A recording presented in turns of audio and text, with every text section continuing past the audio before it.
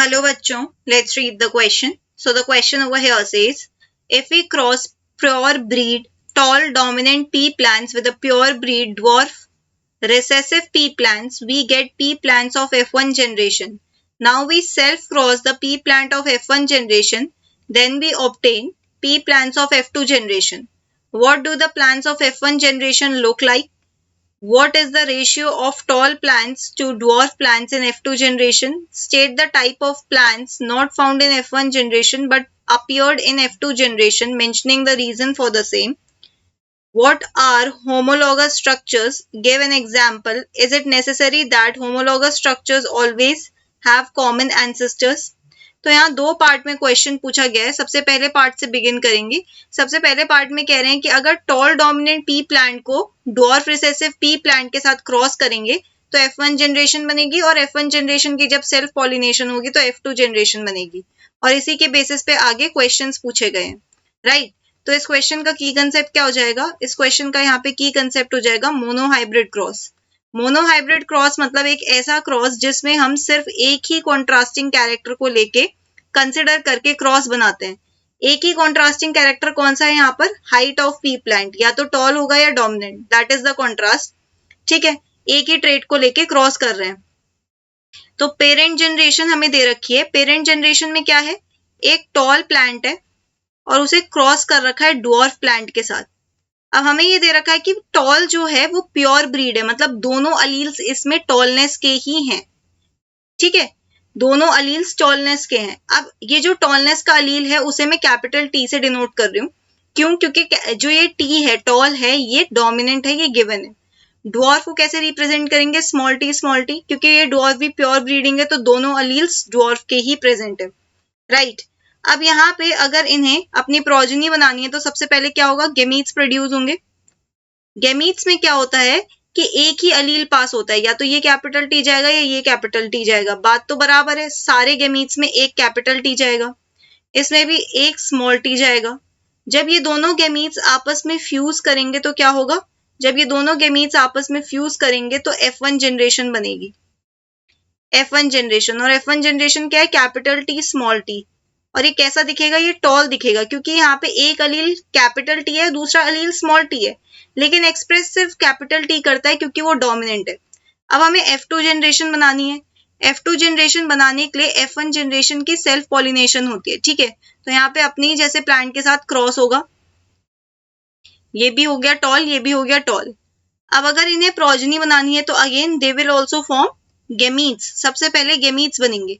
अब यहाँ पर दो तरीके के गेमीट्स बन सकते हैं. एक, कुछ गेमीट्स में कैपिटल टी जा सकता है, कुछ गेमीट्स में स्मॉल टी जा सकता है. यहाँ पे भी कुछ गेमीट्स में कैपिटल टी जा सकता है और यहाँ पे कुछ गेमीट्स में स्मॉल टी जा सकता है.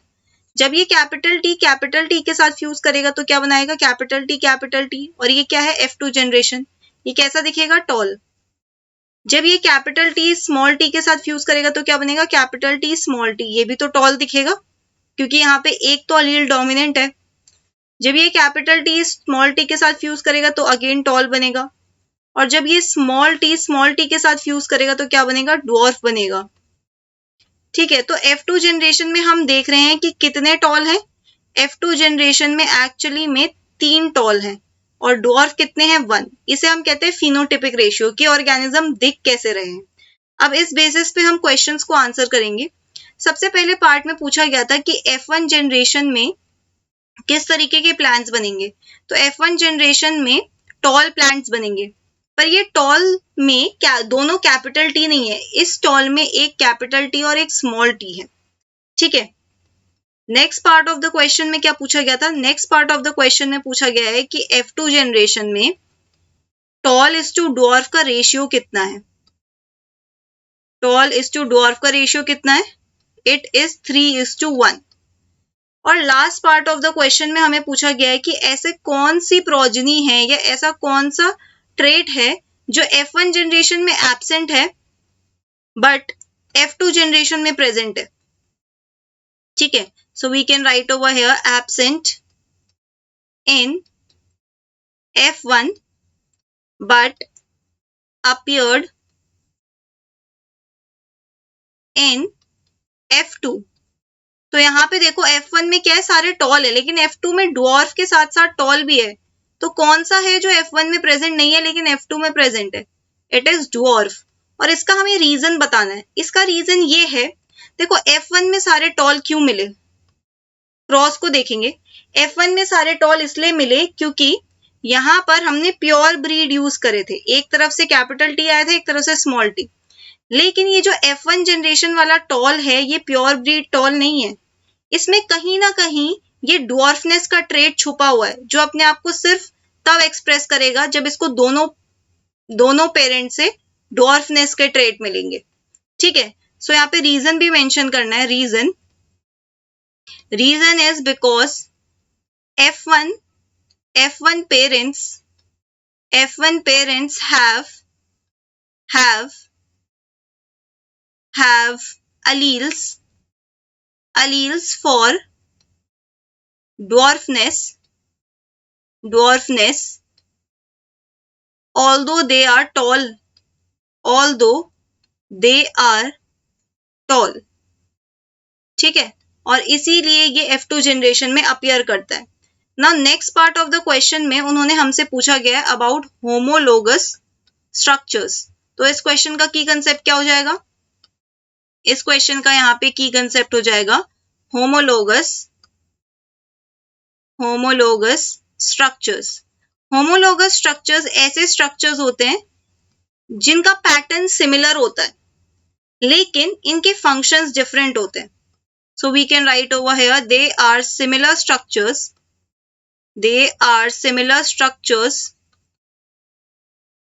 in different organisms but have different functions। ठीक है, अलग अलग ऑर्गेनिजम्स में ये स्ट्रक्चर्स प्रेजेंट होते हैं, पर इनका स्ट्रक्चर सेम होता है या सिमिलर होता है, लेकिन उनके फंक्शंस डिफरेंट होते हैं। ठीक है, फंक्शंस डिफरेंट होते हैं।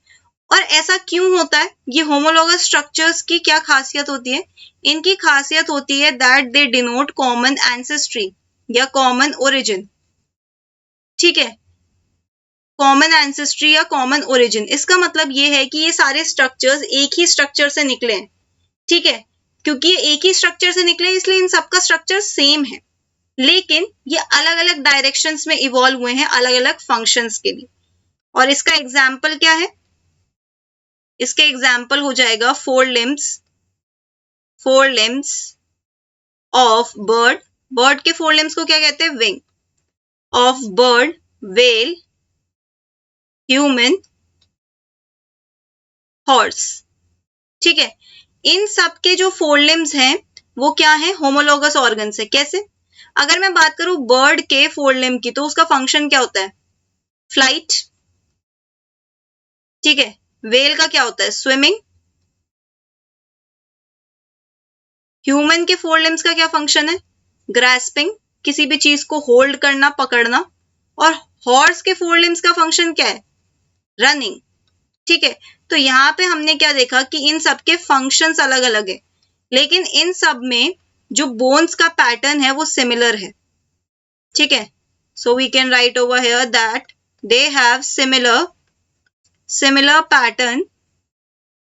Pattern of bones. और इनमें बोन्स का सिमिलर पैटर्न क्यों है? क्योंकि they have all arise from common ancestor. अगर मैं बोन्स के पैटर्न की बात करूं तो क्या है इनमें? सबसे पहले फोर लिम्ब में क्या है?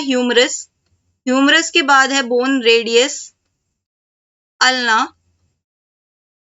ठीक है, humerus, radius, ulna, carpals, metacarpals and phalanges. ठीक है, ये सिमिलर पैटर्न हमें सबके फोर लिम्स में दिखेगा, भले ही इनके फोर लिम्स का स्ट्रक्चर डिफरेंट, भले इनके फोर लिम्स के फंक्शन डिफरेंट है। अब इस बेसिस पे हम क्या कह सकते हैं? हम कह सकते हैं यस, homologous structures